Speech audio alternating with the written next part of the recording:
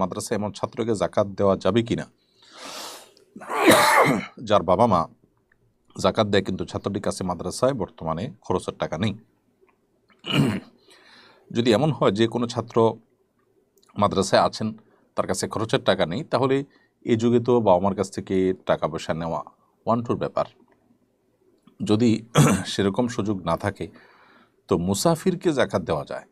মাদ্রাসার ছাত্র যেহেতু মাদ্রাসায় আছে, অপ্রাপ্তবয়স্ক হলেও বা প্রাপ্তবয়স্ক হলেও তার বাবা মার কাছে টাকা আছে, পয়সা আছে, এরকম পরিস্থিতিতে যদি টাকা পয়সা তাদের কাছ থেকে যে কোনো সমস্যায় চাইলে নিতে পারে, এরকম সুযোগ থাকে, তাহলে তাকে জাকাত টাকা দেওয়া যাবে না। মাদ্রাসায় এমন ছাত্রকে জাকাত দেওয়া যাবে কিনা,